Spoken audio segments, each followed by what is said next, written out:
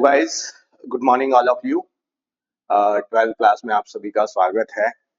11th में हम सबने अकाउंटिंग पढ़ा और काफी कुछ कॉन्सेप्ट आपने 11th क्लास में पढ़े। जैसे सबसे पहले तो इंट्रोडक्शन ऑफ अकाउंटिंग आपने पढ़ा होगा कि अकाउंटिंग क्या होता है, एसेट्स क्या होती हैं, लायबिलिटी क्या होती है ना। उसके बाद हम लोगों ने पढ़ा कि डेबिट क्रेडिट के रूल क्या होते हैं। देन हमने जनरल एंट्रीज पढ़ी, देन लेजर पढ़ा। लेजर के बाद वही सब्सिडरी बुक, ट्रायल बैलेंस और ये सारी चीजें हम लोगों ने पढ़ी, है ना। लास्ट में फाइनल अकाउंट बनाना सीखे थे और वहां पे हमारी 11th की अकाउंटिंग का सिलेबस फिनिश हो गया था। अब 12th क्लास में हम लोगों को अकाउंटिंग पढ़नी है, उसी के आगे की अकाउंटिंग। ठीक है, पहले हम लोग समझते हैं कि 12th क्लास की अकाउंटिंग में हमें क्या क्या पढ़ना है। भाई 12th क्लास में आपकी अकाउंटिंग को 3 पार्ट में बांटा गया है। Part number 1 accounting for partnership, accounting for partnership. ठीक है, number 2 accounting for companies and number 3 analysis of financial statements. ठीक है, तो 3 पार्ट में हमारे 12th के अकाउंटिंग के सिलेबस को बेटा बांटा गया है ना। अभी तक हमने जो अकाउंटिंग पढ़ी 11th क्लास में आपने पढ़ा जनरल, लेजर, ट्रायल बैलेंस, है ना, सब्सिडरी बुक, कीश बुक, है ना। देन हमने ट्रायल बैलेंस से trading, P and L balance sheet सब कुछ बनाना सीखा। लेकिन 11th क्लास की अकाउंटिंग का जो पूरा सिलेबस था, जिसको हम फाइनेंशियल अकाउंटिंग कहते हैं, वो पूरी अकाउंटिंग का सिलेबस था, that was for proprietorship. Proprietorship का मतलब आप सब समझते ही होंगे। प्रोपराइटरशिप का मतलब होता है कि जहां पर एक अकेला ही व्यक्ति बिजनेस का मालिक होता है ना। वो अकेला ही व्यक्ति बिजनेस में सारा पैसा इन्वेस्ट करता है। वो अकेला ही व्यक्ति बिजनेस में पूरा इन्वेस्टमेंट करने के बाद पूरी रिस्क उठाता है। मैनेजमेंट कैपेसिटी उस अकेले व्यक्ति की होती है। ठीक है, लेकिन 12th क्लास के सिलेबस को थोड़ा सा नेक्स्ट लेवल पे लेकर गए हैं हम लोग। ठीक है, 12th क्लास में हम लोग प्रोपराइटरशिप के बाद पार्टनरशिप की अकाउंटिंग पढ़ने वाले हैं। ठीक है, 12th क्लास में हमें कौन सी अकाउंटिंग पढ़नी है? पार्टनरशिप की अकाउंटिंग पढ़नी है। नेक्स्ट फॉर्म ऑफ बिजनेस की आपने फॉर्म्स ऑफ बिजनेस पढ़े होंगे, proprietorship, then partnership, company, Hindu undivided family, ऐसे बहुत सारे फॉर्म्स ऑफ बिजनेस हमने 11th क्लास में पढ़े थे बिजनेस स्टडीज वाले चैप्टर में। ठीक है, तो उसमें से हमने प्रोपराइटरशिप की अकाउंटिंग 11th क्लास में सीख ली थी। इस साल हमें अकाउंटिंग सीखनी है पार्टनरशिप की, कंपनीज की। और 11th क्लास में मैंने आप लोगों को एक डेफिनेशन पढ़ाई थी, अगर आपको याद हो तो, कि accounting is a process of identifying, measuring, recording, classifying, summarising, analysing and communicating financial information to the users.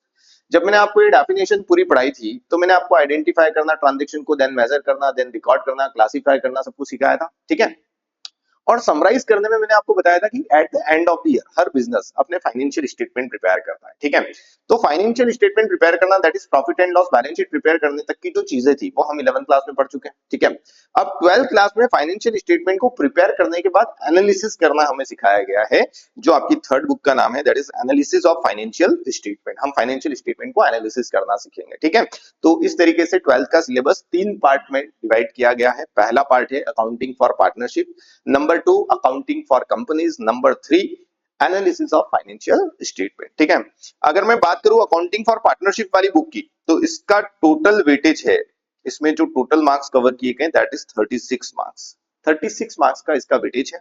ठीक है, अगर हम बात करें अकाउंटिंग फॉर कंपनीज की और इसके मार्क्स की बात करें, तो इसके मार्क्स कवर करते हैं हमारे 24 मार्क्स, है ना।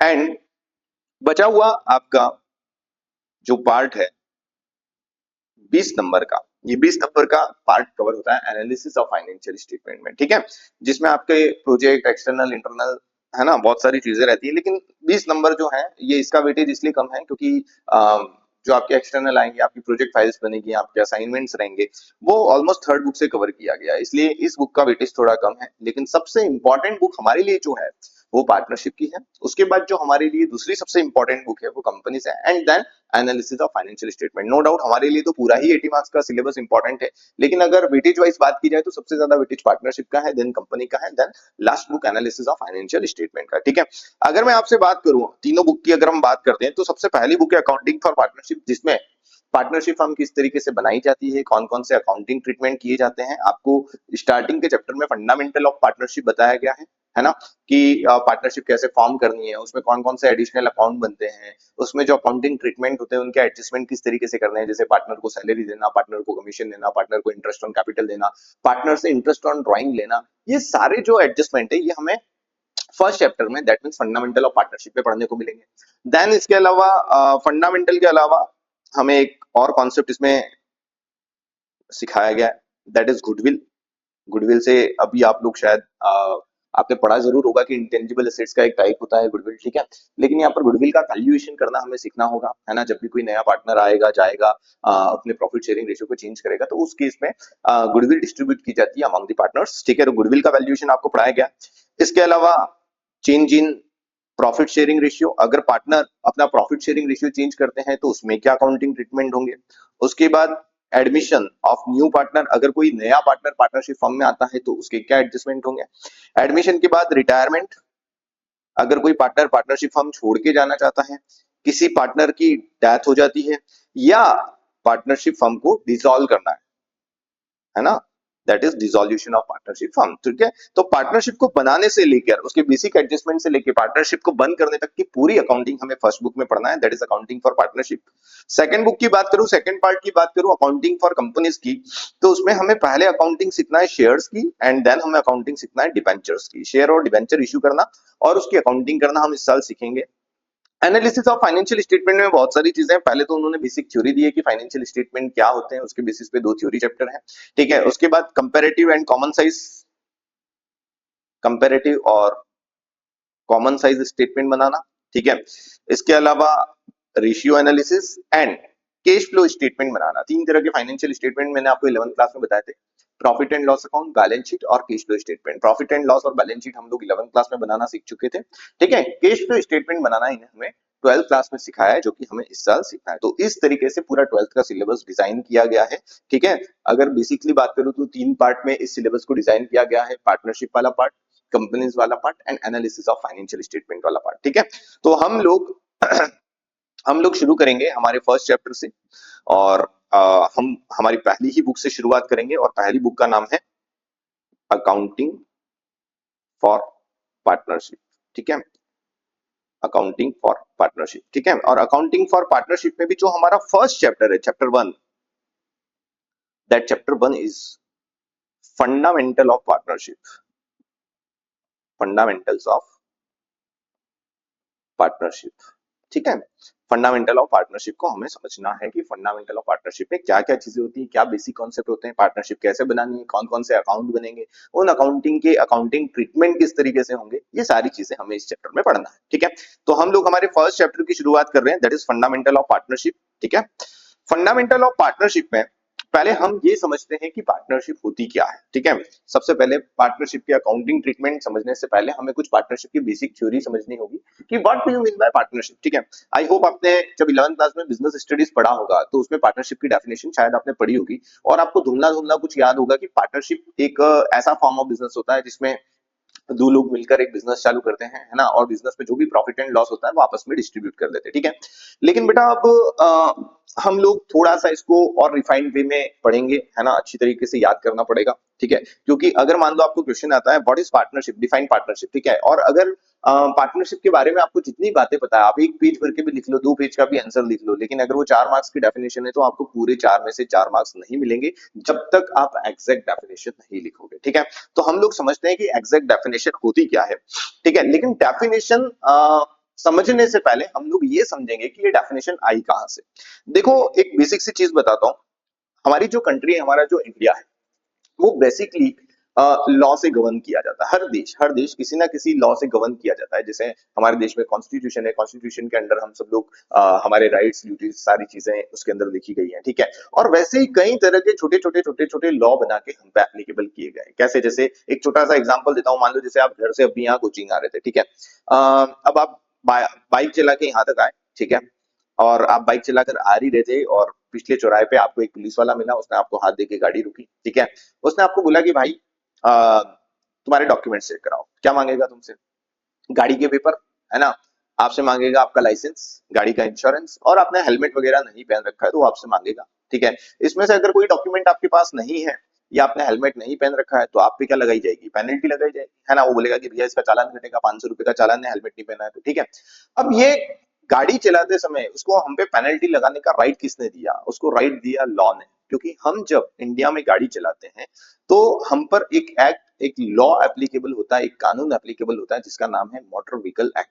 और मोटर व्हीकल एक्ट ये बोलता है कि इंडिया में जो भी व्यक्ति गाड़ी चला रहा है उसकी कम से कम आयु 18 साल की होनी चाहिए, उसके पास गाड़ी का रजिस्ट्रेशन कार्ड, उसके पास अपना लाइसेंस, उसके पास गाड़ी का इंश्योरेंस, सारे डॉक्यूमेंट्स होना चाहिए, और उसने अपनी सेफ्टी के सारे इक्विपमेंट वियर किए हुए होने चाहिए। ठीक है, अगर इसमें से वो कोई काम नहीं करता है तो उस पर क्या लगाई जाएगी, पेनल्टी लगाई जाएगी। ठीक है, तो इसी एक्ट ने पुलिस वाले को ये अथॉरिटी दी कि वो आपकी गाड़ी रोक सकता है, आपको चेक कर सकता है, और अगर आपने किसी भी प्रोविजन का एक्ट में वायलेशन किया है तो आप पे क्या लगाई जा सकती है, पेनल्टी लगाई जा सकती है। ठीक है, तो इंडिया में आप कुछ भी काम कर लो, जाने अनजाने में आप पे कोई ना कोई एक्ट एप्लीकेबल होता है। ठीक है, जैसे फॉर एन एग्जांपल आज आप डीमार्ट गए, वहां पे आप कोई चीज खरीद के लाए, मान लो आप मिठाई खरीद के लाए, सोन पापड़ी खरीद के लाए। ठीक है, जैसे ही आपने डब्बा खोला, अंदर से पूरी जो उस पे फफूंद लगी हुई थी, सड़ी हुई थी। ठीक है, अब आपके पास गलत चीज आ गई। बहुत सी बार आपने ऐसा देखा होगा ना, किसी के खाने में डेयरी मिल्क में चिपकली निकल गई, है ना। इस तरीके के एग्जांपल आपने न्यूज़पेपर में पढ़े होंगे। ठीक है, तो जैसे ही आपने देखा कि यार मैं तो जो मिठाई का डब्बा खरीद के लाया हूं उसमें फफूंद लगी हुई है, ठीक है,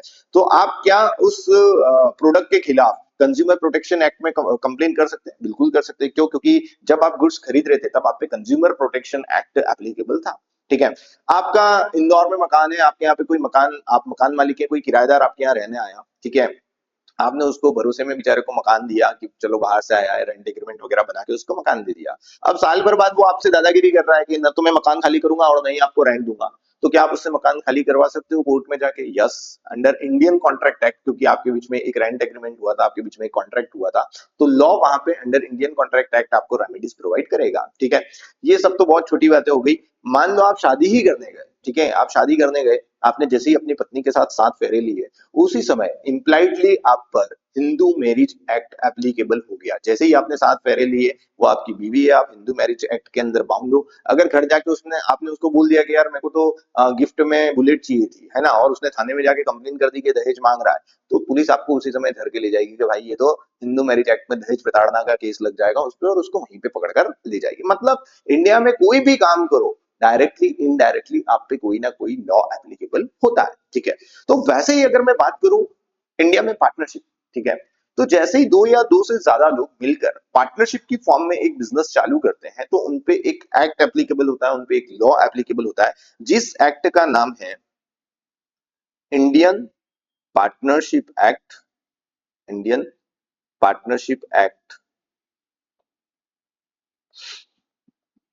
1932, इंडियन पार्टनरशिप एक्ट 1932 आप पर एप्लीकेबल होगा। ठीक है, तो इसका मतलब क्या हुआ कि इस बुक के अंदर हमें जितने भी प्रोविजन पढ़ने हैं, हमें जितने भी अकाउंटिंग ट्रीटमेंट पढ़ने हैं, हमें जितने भी एडजस्टमेंट पढ़ने हैं, that will be govern by Indian partnership act. जैसा इंडियन पार्टनरशिप एक्ट में लिखा हुआ है वैसे ही प्रोविजन आप पर एप्लीकेबल होंगे। इसलिए मैंने पहले ही लेक्चर में, पहली ही बात में इंडियन पार्टनरशिप एक्ट का रेफरेंस दिया है, क्योंकि उस एक्ट से ही हमारा सारा काम चलने वाला है। ठीक है, अब हम बात कर रहे थे अकाउंटिंग की डेफिनेशन की। ठीक है, तो इस एक्ट के अंदर इंडियन पार्टनरशिप एक्ट 1932 जो आप पे पार्टनरशिप में एप्लीकेबल है, इस एक्ट के अंदर एक सेक्शन है, दैट सेक्शन इज सेक्शन 4। कौन सा सेक्शन है वो? सेक्शन 4। सेक्शन 4 आपको बताता है पार्टनरशिप की डेफिनेशन के बारे में। ठीक है, इंडियन पार्टनरशिप एक्ट का कौन सा सेक्शन? सेक्शन 4 आपको बताता है पार्टनरशिप की डेफिनेशन के बारे में। ठीक है, अब पार्टनरशिप की डेफिनेशन क्या बोलती है ध्यान से समझना। बोल रहा है partnership is relation between two or more person. Partnership is relation between two or more person who agree to share profit of the business carried on by all or any of them acting for all. Partnership क्या है? Partnership is relation between two or more person who agree to share profit of business carried on by all or any of them acting for all. ठीक है, लिख ली definition, सब लोग लिख लेना है डेफिनेशन। ठीक है, एक एक करके हम इस डेफिनेशन को समझते हैं। क्या क्या सीखा हमने? हमने सीखा कि भाई हमें पार्टनरशिप समझने के लिए ये समझना होगा कि पार्टनरशिप पे कौन सा लॉ एप्लीकेबल है। तो इंडिया में पार्टनरशिप पे जो एक्ट एप्लीकेबल है उसका नाम है इंडियन पार्टनरशिप एक्ट 1932। ठीक है, फिर हमने बात करी कि हम शुरुआत करेंगे पहले पार्टनरशिप क्या है उसको समझने से। तो पार्टनरशिप को समझने के लिए हमने डेफिनेशन की बात करी, और डेफिनेशन दी हुई है सेक्शन 4 में। डेफिनेशन क्या बोलती है? पहली लाइन से हम लोग पढ़ना चालू करते हैं। पहली लाइन बोल रही है पार्टनरशिप इज रिलेशन। पार्टनरशिप क्या है? एक रिलेशन है। ठीक है, कैसा रिलेशन है? लॉ बोल रहा है, कानून बोल रहा है कि जैसे ही दो या दो से ज्यादा लोग एक बिजनेस रिलेशनशिप में एंटर होते हैं, जैसे ही वो साथ में बिजनेस चालू करते हैं, वो एक बिजनेस रिलेशनशिप में एंटर होते हैं, और उसी बिजनेस रिलेशनशिप को लॉ ने क्या नाम दिया है? पार्टनरशिप। ठीक है, तो ये बोल रहे हैं पार्टनरशिप क्या है? Partnership is the relation between two और मोर पर्सन। ठीक है, किसके बीच में? बिटवीन टू और मोर पर्सन। इससे एक बात क्लियर होती है कि मिनिमम पार्टनरशिप के लिए कितने लोग चाहिए आपको? दो लोग चाहिए। एक अकेला व्यक्ति क्या पार्टनरशिप चालू कर सकता है? नहीं कर सकता। ठीक है, तो मिनिमम पार्टनरशिप के लिए कितने लोग चाहिए? दो लोग चाहिए। टू एंड मोर, टू और मोर। तो मोर मतलब मैक्सिमम लोग कितने? दो या दो से ज्यादा तो हो सकते हैं, लेकिन क्या ज्यादा 100, 200, 500, 1000 भी हो सकते हैं? नहीं भाई, यहाँ पर मैक्सिमम पार्टनर की एक लिमिट दी हुई है। मैक्सिमम पार्टनर एक पार्टनरशिप फर्म में जो हो सकते हैं दैट विल बी 50। ठीक है, एक पार्टनरशिप फर्म में मैक्सिमम पार्टनर कितने हो सकते हैं? 50। कुछ पुरानी बुक्स में, पुरानी अब तो खैर सारी ही अपडेट हो गई हैं। ठीक है, लेकिन अगर आपको ऐसी कोई पुरानी बुक में देखने को मिल जाए कि मैक्सिमम नंबर 20 होते हैं, है ना, और 10 होते हैं, तो पहले ऐसा हुआ करता था कि 20 मैक्सिमम पार्टनर होते थे और बैंकिंग कंपनी में 10 होते थे। ठीक है, लेकिन वो प्रोविजन अब एबोलिश कर दिए गए हैं जब से कंपनीज एक्ट 2013 आया है। तो कंपनीज एक्ट के अंदर पार्टनरशिप के मैक्सिमम नंबर डिफाइन है कि मैक्सिमम नंबर ऑफ पार्टनर कितने हो सकते हैं? 50। ठीक है, तो पहली लाइन क्या बोल रही है? पार्टनरशिप इज रिलेशन, किसके बीच में? बिटवीन टू और मोर पर्सन। ठीक है, कम से कम दो लोग होंगे और ज्यादा से ज्यादा कितने लोग हो सकते हैं? 50। टू और मोर पर्सन। ठीक है, अब अगला वर्ड इन्होंने क्या लिखा है? टू और मोर पर्सन। अब पर्सन कौन होता है? ठीक है, जैसे फॉर एग्जांपल अगर मैं मेरी बात करूं, ठीक है, मेरे घर पे मेरा एक डॉगी है, मेरा बहुत फेवरेट है, बचपन से उसको मैंने पाल पोस के बड़ा किया। अब मैं सोच रहा हूँ कि मेरे बिजनेस में उसको पार्टनर भी बना लेता हूँ। क्या ऐसा पॉसिबल है? नहीं। क्यों? क्योंकि यहाँ पर पर्सन की डेफिनेशन में डॉगी को इंक्लूड नहीं किया जा सकता। ठीक है, तो जब ये डेफिनेशन आई तो लोगों ने सवाल किया कि भाई यहाँ पर पर्सन कौन है? Who will be the person? Person की डेफिनेशन में हम किसे इंक्लूड करेंगे? ठीक है, तो यहाँ पर लॉ ने जवाब दिया कि पर्सन वो व्यक्ति होगा who can enter into a contract, जो कि एक कॉन्ट्रैक्ट में एंटर हो सकता है। Who can be a person, है ना, पर्सन कौन होगा? तो उन्होंने क्या जवाब दिया?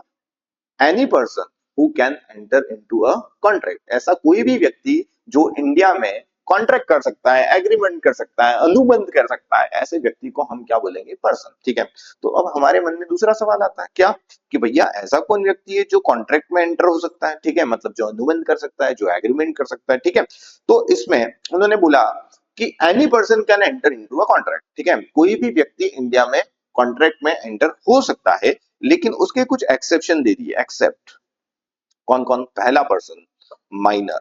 ठीक है, दूसरा person person of unsound mind. ठीक है, person of unsound mind. And third person disqualified by law.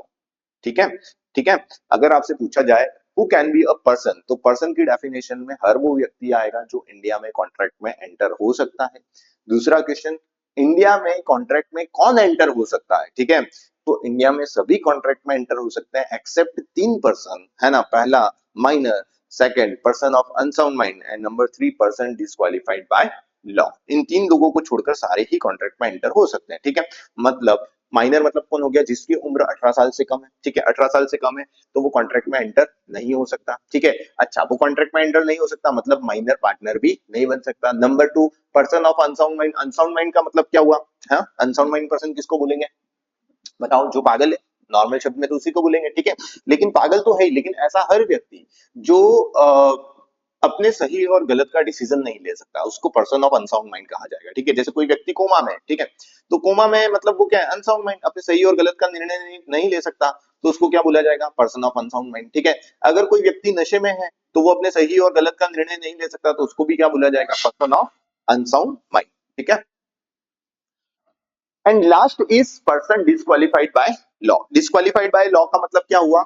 ऐसा कोई भी व्यक्ति जो किसी भी एक्ट के अंदर डिस्क्वालिफाइड है ना, जैसे फॉर एग्जांपल कोई व्यक्ति है जिस पे कोई हत्या का केस चल रहा है ना, उस पर मर्डर का केस चल रहा है, तो वो पर्सन क्या है, डिस्क्वालिफाइड बाय लॉ है, वो पार्टनरशिप में एंटर नहीं हो सकता। ठीक है। अकाउंटिंग में आपने एक टर्म पढ़ी होगी, इंसॉल्वेंट। इंसॉल्वेंट का मतलब समझते हो आप लोग? दिवालिया होना, है ना। इंसॉल्वेंट व्यक्ति समझते हो ना, ऐसा व्यक्ति जिसकी सारी लाइबिलिटी इतनी ज्यादा होगी, जिसमें इतनी ज्यादा लाइबिलिटी होगी। लाइबिलिटी बोले तो क्या, सिंपल शब्दों में कर्जा, है ना। लाइबिलिटी मतलब क्या, जो पैसा मुझे किसी और को देना है, तो जिसपे इतनी लाइबिलिटी है, इतना कर्जा है कि वो अपनी सारी एसेट बेच भी दे तो भी अपनी लाइबिलिटी का भुगतान नहीं कर सकता, तो कोर्ट उसको क्या डिक्लेयर कर देती है, इंसॉल्वेंट डिक्लेयर कर देती है। And insolvent person is also disqualified by law. मतलब 3 लोग पार्टनर नहीं बन सकते। कौन कौन, जल्दी से बताओ? पहला माइनर, दूसरा पर्सन ऑफ अनसाउंड माइंड, तीसरा पर्सन डिस्क्वालिफाइड बाय लॉ। ठीक है। अब इसमें है ना, माइनर के साथ एक एक्सेप्शन है। ठीक है, वैसे तो माइनर पार्टनरशिप फर्म में पार्टनर नहीं बन सकता। ठीक है, लेकिन माइनर के साथ एक एक्सेप्शन है। इसमें क्या हुआ था, एक कहीं का केस है।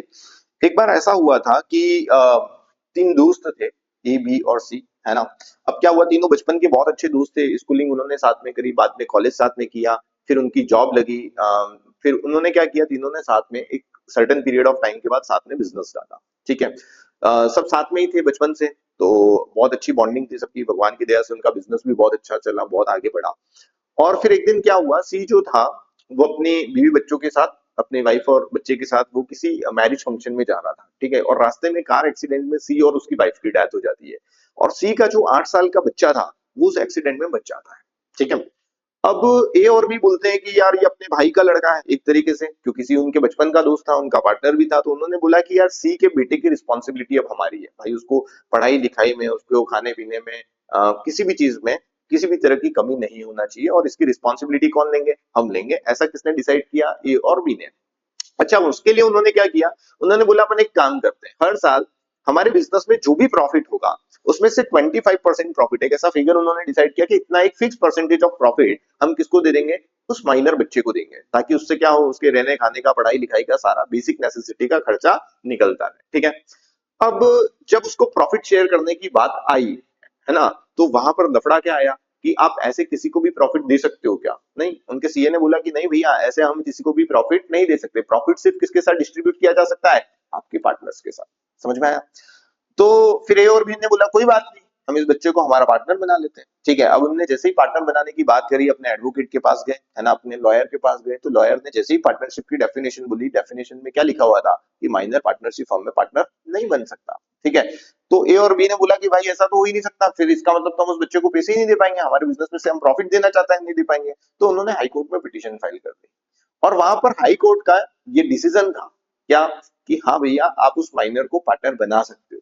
ठीक है, लेकिन वहां पर कोर्ट ने एक कंडीशन डाली। कंडीशन क्या थी, only in case of profit, सिर्फ और सिर्फ प्रॉफिट डिस्ट्रीब्यूट करने के लिए उससे पार्टनर बनाया जा सकता है, प्रॉफिट के अलावा किसी उद्देश्य से उसको पार्टनर नहीं बनाया जा सकता। अगर बिजनेस में लॉस हुआ तो माइनर पार्टनर जो है उस लॉस को बियर नहीं करेगा। बिजनेस के कोई डिसीजंस लेने हैं, बिजनेस का मैनेजमेंट देखना है, तो उसमें उस माइनर पार्टनर का कोई रोल नहीं रहेगा। ठीक है, मतलब बना लो, लेकिन सिर्फ किस लिए, only in case of profit. ठीक है। तो हमारे सामने जो अगला सवाल आता है वो ये आता है, weather a minor can become partner और नॉट। ठीक है।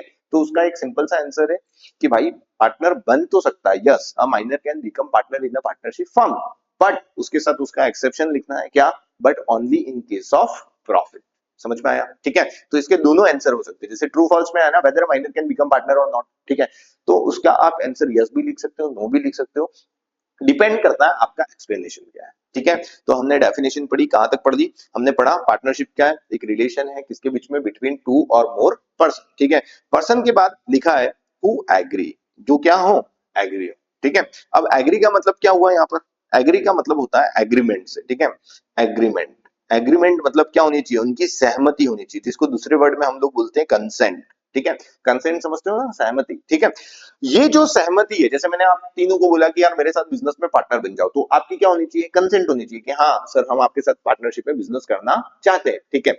अब ये जो कंसेंट है ये कैसी हो सकती है, ओरल। ओरल का मतलब क्या हुआ, अपन तीनों चारों बचपन के दोस्त हैं, हम एक दूसरे को जानते हैं, हम पे एक दूसरे पे विश्वास है, हमने म्यूचुअल अंडरस्टैंडिंग के साथ एक दूसरे को बोल दिया कि ठीक है भैया हम क्या करते हैं, साथ में बिजनेस चालू करेंगे, पैसा इन्वेस्ट करेंगे, सुबह शाम काम करेंगे, जो भी पैसा आएगा वो चारों आपस में बांट लेंगे। ठीक है।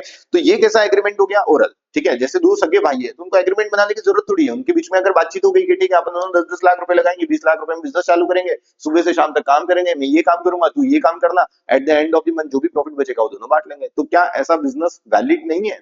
बिल्कुल वैलिड है, उसमें क्या परेशानी है, ठीक है। तो इट कैन बी ओरल और इट कैन बी रिटर्न, ये रिटर्न भी हो सकती है और ओरल भी हो सकती है, ठीक है। अब रिटर्न कैसे हो सकती है, जैसे मान लो अपन चारों एक दूसरे को जानते हैं, ठीक है। मैंने कहा यार मेरे को तो अभी टाइम, अभी मैं 10 दिन से तुम दोनों को जानता हूँ, उससे पहले मैं तुमको जानता ही नहीं था, पता नहीं इनका क्या ट्रैक रिकॉर्ड है, हो सकता है मैं इनके साथ बिजनेस में पैसा इन्वेस्ट करूं और कल ये मेरे साथ फ्रॉड कर दे, है ना, या कल बिजनेस में आने के बाद मेरी बात ना माने, ठीक है। तो हमने क्या किया, हमने कहा कि आगे जाके कोई डिस्प्यूट ना हो, उसकी सेफ्टी के लिए हम एक एडवोकेट के पास गए, एक स्टाम्प पेपर पे हमने सारी टर्म्स एंड कंडीशन लिखवा ली, ठीक है।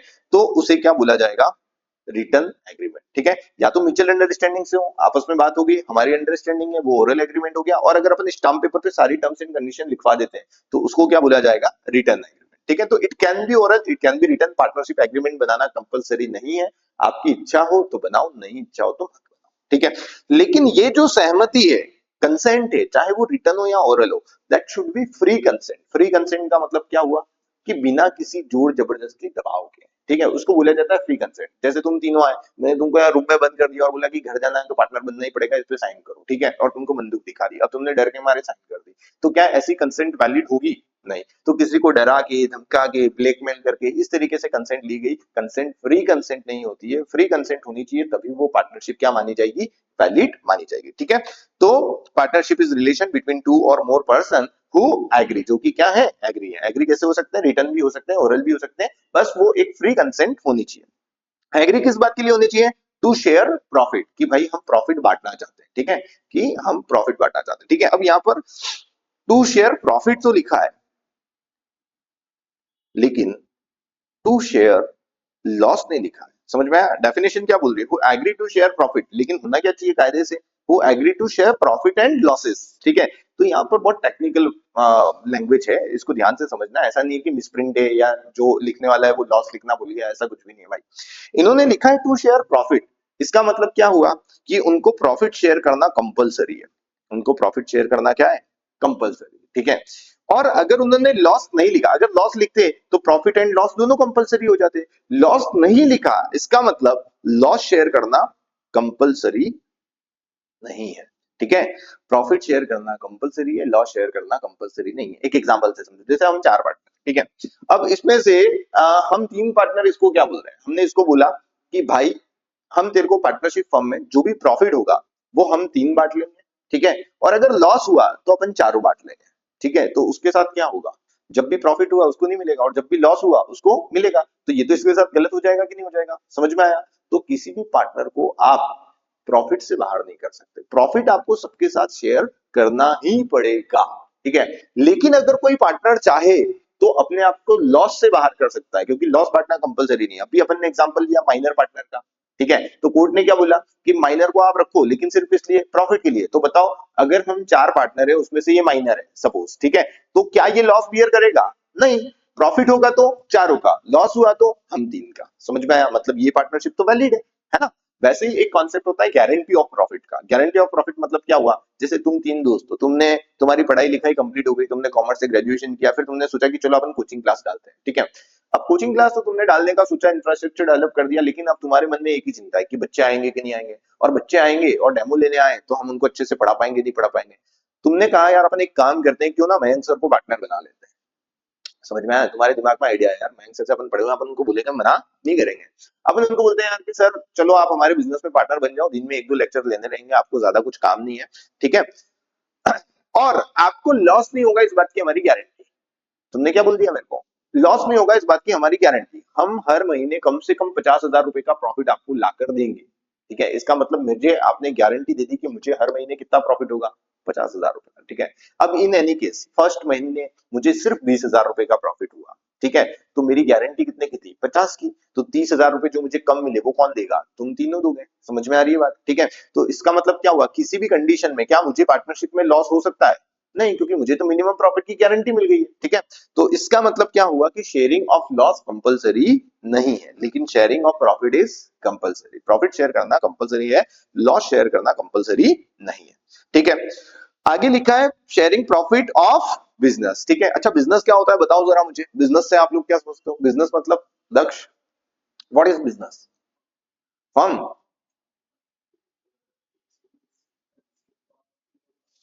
जिसके थ्रू आप इनकम कमाते हो। ठीक है, इसको और रिफाइन करते हैं, आपने ये लाइन पढ़ी भी होगी, इकोनॉमिक एक्टिविटी, ऐसा पढ़ा होगा आपने बिजनेस स्टडीज में। ठीक है, कि ऐसी कोई भी एक्टिविटी जिसका उद्देश्य क्या हो, प्रॉफिट कमाना, उसको क्या बोला जाता है, बिजनेस। भाई मैं कोई भी एक्टिविटी करूं, बिजनेस मतलब प्रॉफिट कमाने के उद्देश्य से, उसको क्या बोलूंगा, बिजनेस। ठीक है, तो पार्टनरशिप तभी होगी जब बिजनेस है।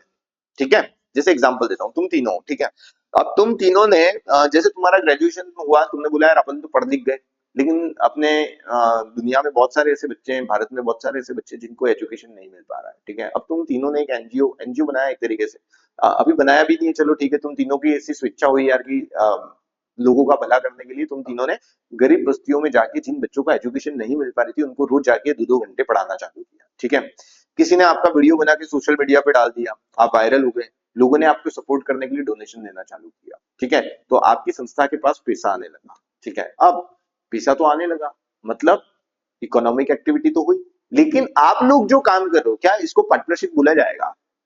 नहीं, क्योंकि आपने प्रॉफिट कमाने के उद्देश्य से बिजनेस चालू नहीं किया था, इसको बिजनेस ही नहीं बोलेंगे, प्रॉफिट कमाने के उद्देश्य से आपने एक्टिविटी नहीं करी थी। ठीक है, तो आप तीनों आपस में पार्टनर्स नहीं हो। ठीक है, लेकिन वहीं अगर दूसरी सिचुएशन होती कि जैसे ही तुम पास हुए, ग्रेजुएशन किया, तुम तीनों डिसाइड करते कि चलो अपन एक काम करते हैं, 12th की कोचिंग चालू करते हैं, है ना, बच्चों को पढ़ाएंगे, बच्चों से फीस लेंगे, जो भी पैसा होगा आपस में बांट लेंगे। अब ये क्या है, बिजनेस। ठीक है, तो तुम्हारे बीच में जो रिलेशनशिप है उसको क्या बोला जाएगा, पार्टनरशिप। समझ में आ रही है बात? ठीक है, तो पार्टनरशिप के लिए बिजनेस होना बहुत जरूरी है, और बिजनेस भी कैसा होना चाहिए, लीगल होना चाहिए, लॉफुल बिजनेस होना चाहिए। ऐसा नहीं कि आप तीनों मिलकर कोई इलीगल काम कर रहे हो। ठीक है, तुम तीनों ने सोचा कि अपन एक काम करते हैं, पास में सेंट अर्नोल्ड स्कूल है, वहां पे 12 बजे छोटे बच्चों की छुट्टी होती है, रोज एक बच्चा उठाएंगे, घर वालों से 5 लाख रुपए की फिरौती मांगेंगे। ठीक है, अब प्रॉफिट कमाने के उद्देश्य से तुमने एक्टिविटी चालू करी। ठीक है, तो तुम बोल रहे हो कि हम तीनों तो पार्टनर है, नहीं भैया, तुम पार्टनर नहीं हो। क्यों? क्योंकि तुम्हारे बीच में जो बिजनेस है वो लॉफुल लीगल बिजनेस नहीं है। ठीक है, तो वो बिजनेस की डेफिनेशन में नहीं आएगा, उससे पार्टनरशिप नहीं बोला जाएगा। ठीक है, डेफिनेशन की लास्ट लाइन पे अपन कंक्लूड करेंगे फिर।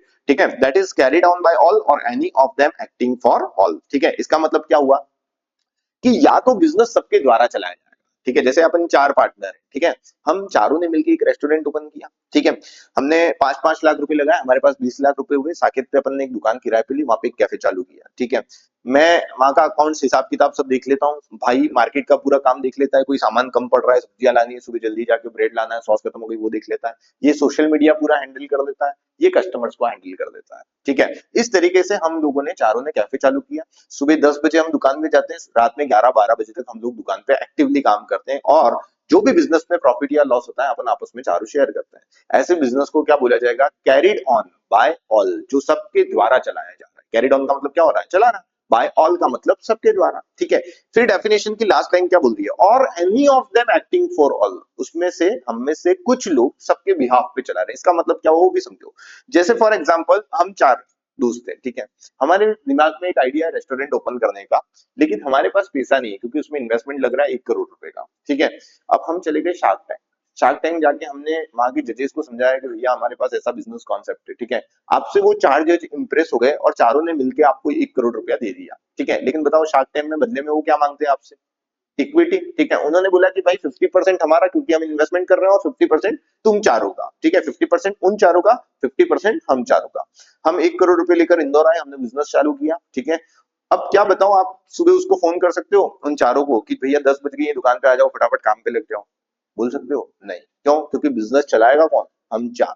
तो ये बिजनेस क्या होगा, एनी ऑफ देम, चला कौन रहा है, हम चार, एक्टिंग फॉर ऑल। पार्टनर कितने हैं, 8, क्योंकि प्रॉफिट का हिस्सा तो उनको भी जा रहा है ना, उन 4 लोगों को भी जा रहा है, तो पार्टनर टोटल कितने हैं, 8, लेकिन उसमें से एक्टिवली काम कितने कर रहे हैं, 4। तो इसको क्या बोला जाएगा, any of them acting for. समझ में आई डेफिनेशन? ठीक है, तो मैंने अभी तक क्या पढ़ाया, मैंने बस सबसे पहले तो मैंने ये समझाया कि भाई 12th का सिलेबस किस तरीके से डिजाइन किया गया है, कितना वेटेज है, किस तरीके से हमको पढ़ाई करनी है। ठीक है, देन हमने हमारी फर्स्ट बुक है that is accounting for partnership, उसका फर्स्ट चैप्टर चालू किया, फंडामेंटल ऑफ पार्टनरशिप, और जिसमें मैंने आपको बताया कि इस पूरी पार्टनरशिप की बुक पे आप पे एक एक्ट एप्लीकेबल है, एक लॉ एप्लीकेबल है, जिसका नाम है इंडियन पार्टनरशिप एक्ट 1932। ठीक है, हमने पहले समझा कि पार्टनरशिप होती क्या है, तो उसके लिए इंडियन पार्टनरशिप एक्ट 1932 के अंदर ही एक सेक्शन है, सेक्शन 4, जिसमें हमें डेफिनेशन गिवन है। डेफिनेशन क्या बोलती है, डेफिनेशन बोल रही है कि पार्टनरशिप क्या है, एक रिलेशन है। Partnership is a relation between 2 or more person who agree to share profit of business carried on by all or any of them acting for. ठीक है, तो ये डेफिनेशन थी। ठीक है,